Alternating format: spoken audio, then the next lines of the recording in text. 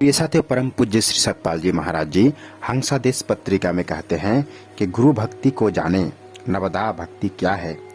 भक्ति का तात्पर्य श्रद्धा, विश्वास एवं गुरु के वचन पर अटल हो जाना है। यह प्रक्रिया एक जिज्ञासु साधक के अंदर तब उत्पन्न होती है जब वह संतों की शरण में जाकर सत्संग श्रवण करता है, अपने जीवन में उतारने का प्रयास करता है। तभी वह भक्ति पथ पर चलने के लिए जिज्ञासा उत्पन्न करता है।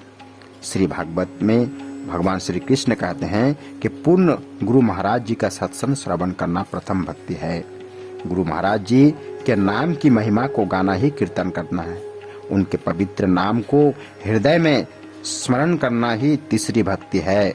इस भक्ति के अंदर को प्राप्त कर तथा अपने मन को निर्मल करने पूर्ण गुरु के श्री चरण कमलों की निष्काम भावना से सेवा करना ही पाद सेवन भक्ति है। यह भक्ति भाग्यशाली जीव को ही प्राप्त होती है। पांचवी भक्ति गुरु महाराज जी की अर्चना करना है। गुरु महाराज जी के चरणों की वंदना एवं नमस्कार करना ही छठी भक्ति है।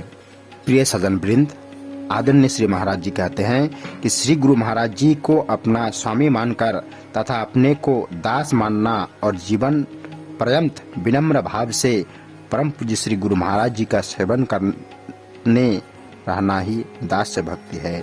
श्री गुरु महाराज जी से सखा भाव रखना सख भक्ति है। अर्थात जैसे कर्मयोगेश्वर भगवान श्री कृष्ण महाराज से गोप गोपिया ग्वाल वालों को प्रेम था, तो उन्होंने प्रेम रूपी भक्ति का आश्रय लेकर अपने जीवन को आनंद से भर दिया। श्री गुरु महाराज जी को आत्मसमर्पण करने, उनकी आज्ञा में रहना ही आत्मनिवेदन भक्ति है। यही भक्ति अंतिम भक्ति है और इसको करने के पश्चात सदैव के लिए जीव संसार रूपी भवसागर से तर जाता है, पार हो जाता है। इसलिए मानव जीवन में पूर्ण सद्गुरु का होना नितांत आवश्यकता है। प्रिय साथियों, आपको जानकर अपार हर्ष होगा कि परम पूज्य श्री सतपाल जी महाराज जी के उपस्थिति में मानव उत्थान समिति के तत्वाधान में पठानकोट में आयोजित हुए 2 दिवसीय विशाल साधना सम्मेलन पूर्ण रूप से संपन्न हुआ।